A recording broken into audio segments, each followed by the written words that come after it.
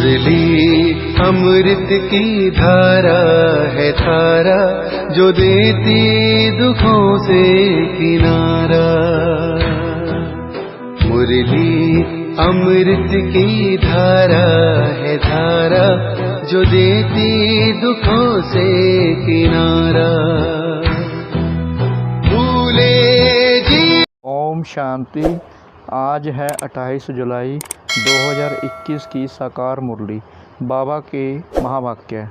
मीठे बच्चे, यह पुरुषोत्तम बनने का संगम युग है। इसमें कोई भी पाप कर्म नहीं करना है। प्रश्न: संगम पर तुम बच्चे सबसे बड़ा पुण्य कौन सा करते हो? उत्तर: स्वयं को बाप के हवाले कर देना, अर्थात संपूर्ण स्वाहा हो जाना।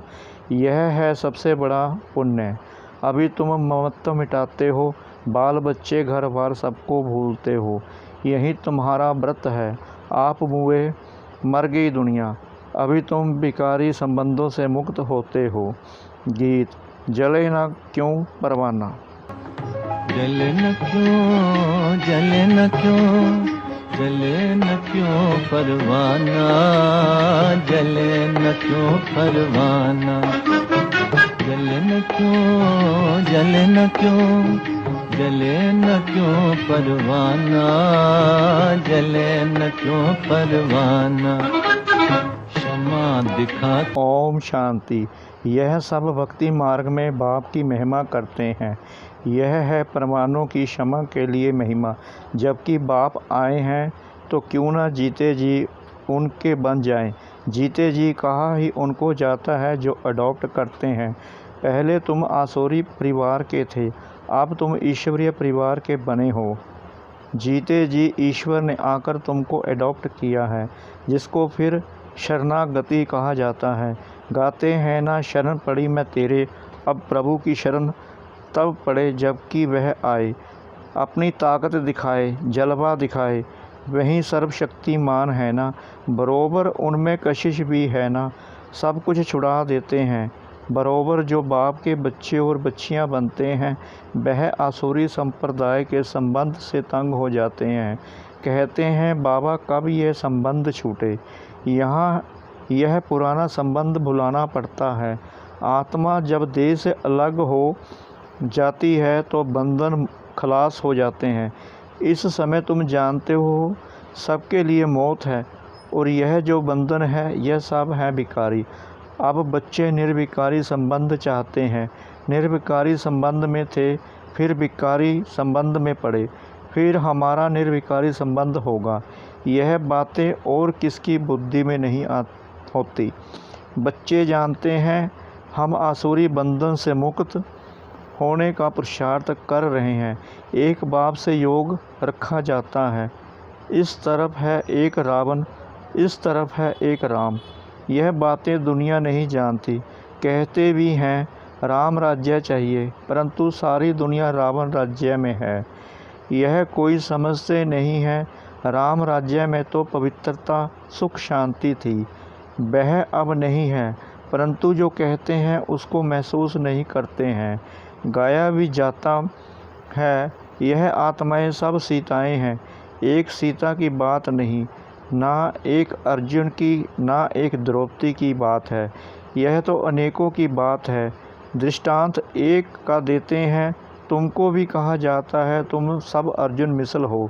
तुम कहेंगे अर्जुन तो यह भागीरथ हो गया। बाप कहते हैं मैं साधारण बूढ़े तन का यह रथ लेता हूँ। उन्होंने फिर चित्रों में घोड़ा गाड़ी दिखाया है। इसको अज्ञान कहा जाता है। बच्चे समझते हैं यह शास्त्र आदि जो भी हैं सब भक्ति मार्ग के हैं। यह बातें कोई समझ न सके जब तक 7 रोज़ समझने का कोर्स ना लें। भक्ति अलग है, ज्ञान, भक्ति और वैराग्य कहते हैं। वास्तव में सन्यासियों का वैराग्य कोई सच्चा नहीं है। वह तो जंगल में जाकर फिर आए शहरों में निवास कर बड़े बड़े मकान आदि बनाते हैं। सिर्फ कहते हैं हमने घर बार छोड़ा है। तुम्हारा है सारी पुरानी दुनिया से वैराग्य। अर्थात बात यह है, वह है हद की बात, इसलिए उनको हठ योग, हद का वैराग्य कहा जाता है। तुम बच्चे जानते हो यह पुरानी दुनिया अब ख़त्म होनी है, इसलिए ज़रूर इससे वैराग्य आना चाहिए। बुद्धि भी कहती है नया घर बनता है तो पुराने को तोड़ा जाता है।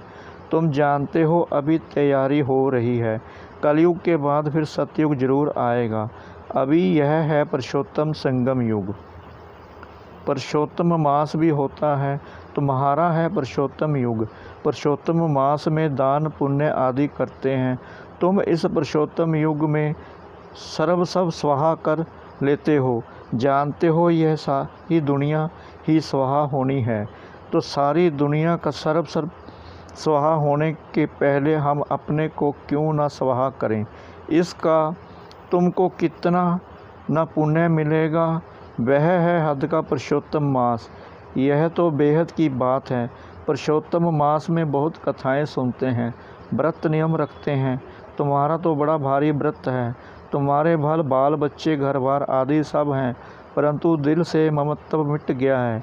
आप मुए मर गई दुनिया। तुम जानते हो यह सब खत्म हो जाएंगे। हम बाप के बने हैं पुरुषोत्तम बनने के लिए। सर्व पुरुषों में अर्थात मनुष्यों में उत्तम पुरुष यह लक्ष्मी नारायण सामने खड़े हैं। इनसे उत्तम कोई भी मनुष्य हो नहीं सकता। लक्ष्मी नारायण विश्व के मालिक थे। तुम आए हो ऐसे पुरुषोत्तम बनने। सभी मनुष्य मात्र सदगति को पाते हैं। मनुष्यों की आत्मा पुरुषोत्तम बन जाती है तो फिर उनके रहने का स्थान भी ऐसा उत्तम होना चाहिए।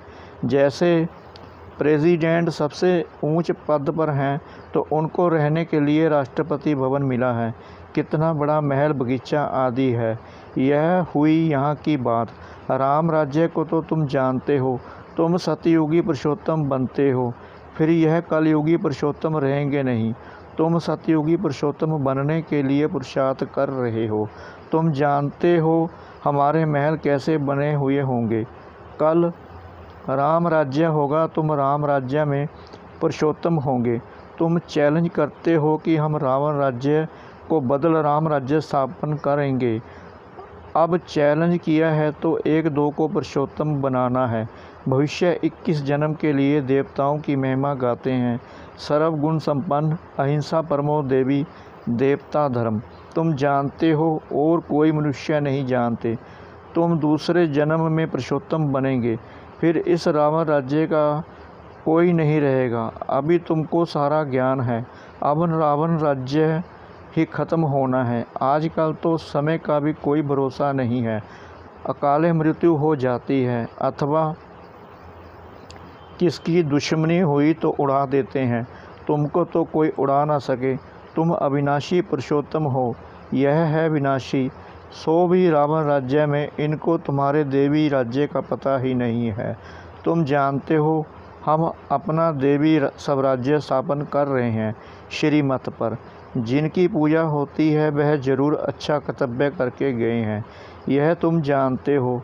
देखो जगदम्बा की कितनी पूजा है। अब यह है ज्ञान ज्ञानेश्वरी। तुम जगत अम्बा की बच्चियां हो। ज्ञान ज्ञानेश्वरी और राज राजेश्वरी दोनों में उत्तम कौन। ज्ञान ज्ञानेश्वरी के पास जाकर अनेक प्रकार की मनोकामनाएं सुनाते हैं, अनेक चीज़ें मांगते हैं। जगदम्बा के मंदिर और लक्ष्मी नारायण के मंदिर में बहुत फ़र्क है। जगदम्बा का मंदिर बहुत छोटा है।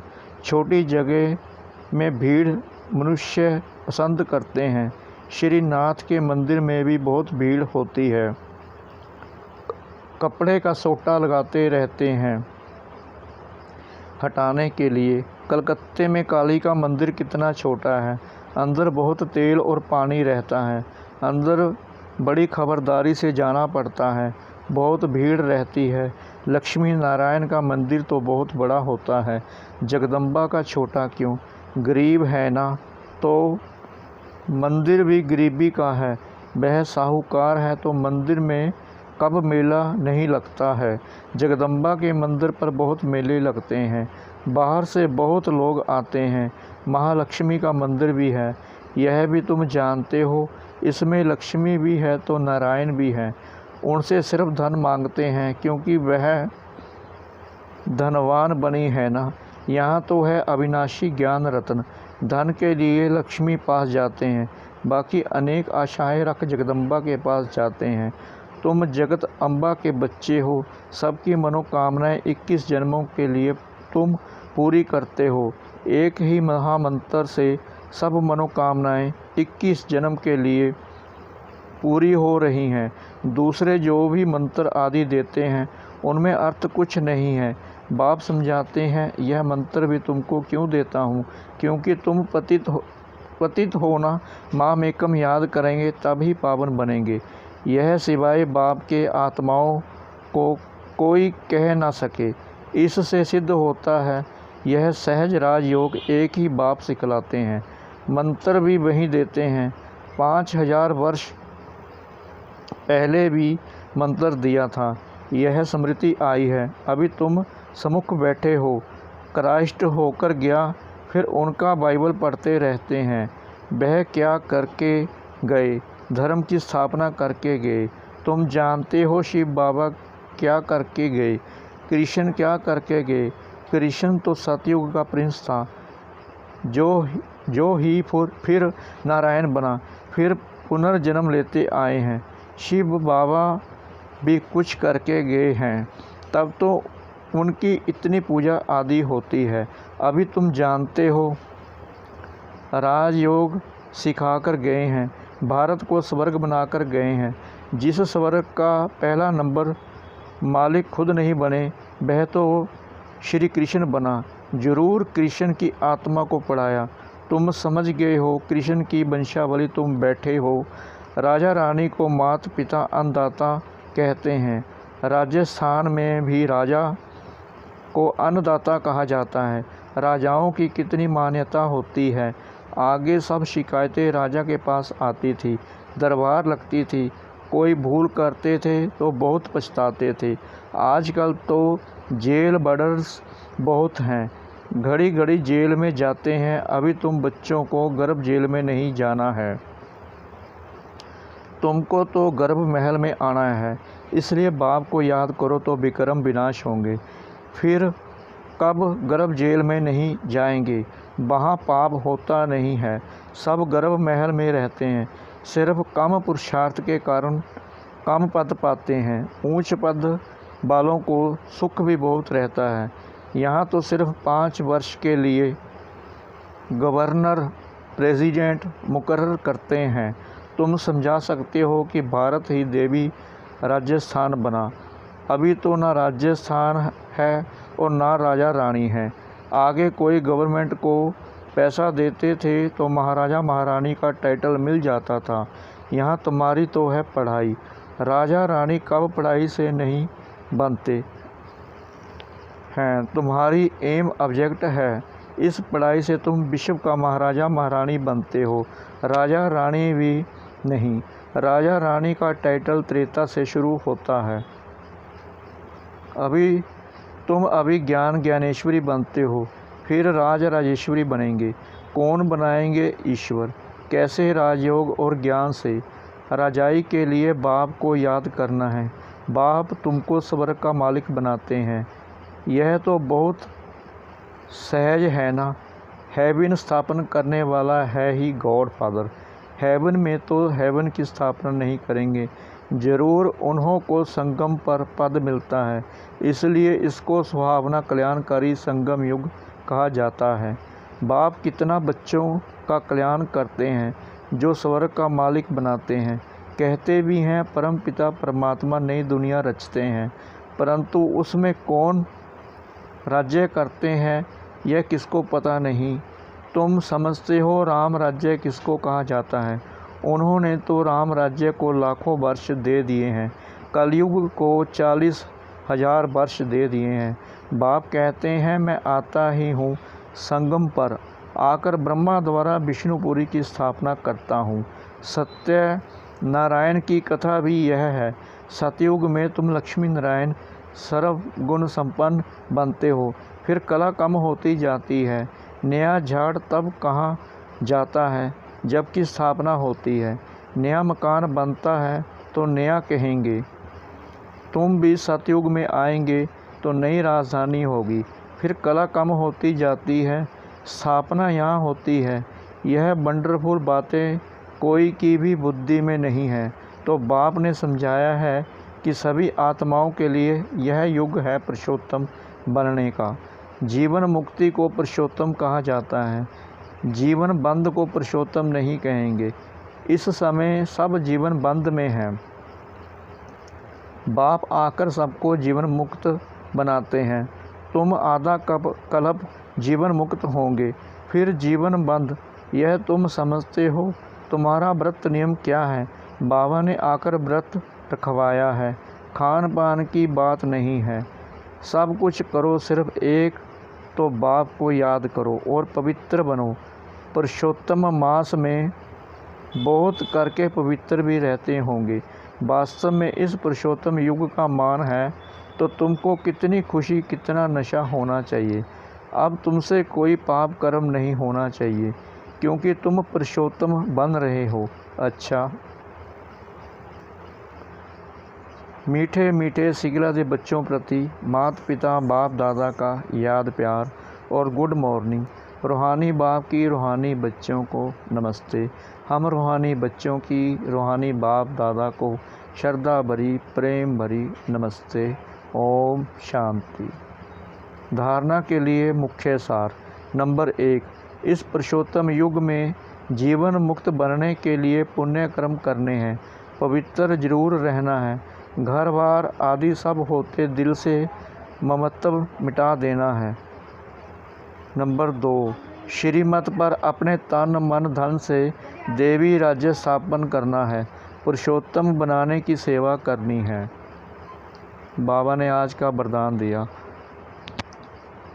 ऑलमाइटी बाप की अथॉरिटी से हर कार्य को सहज करने वाले, सदा अटल निश्चय बुद्धि भव। हम सबसे श्रेष्ठ ऑलमाइटी बाप की अथॉरिटी से सब कार्य करने वाले हैं। यह इतना अटल निश्चय हो जो कोई टाल ना सके। इससे कितना भी कोई बड़ा कार्य करते अति सहज अनुभव करेंगे। जैसे आजकल साइंस ने ऐसी मशीनरी तैयार की है जो कोई भी प्रश्न का उत्तर सहज ही मिल जाता है, दिमाग चलाने से छूट जाते हैं। ऐसे ऑलमाइटी अथॉरिटी को सामने रखेंगे तो सब प्रश्नों का उत्तर सहज मिल जाएगा और सहज मार्ग की अनुभूति होगी। स्लोगन। एकाग्रता की शक्ति परवश स्थिति को भी परिवर्तन कर देती है। एकाग्रता की शक्ति परवश स्थिति को भी परिवर्तन कर देती है। ओम शांति।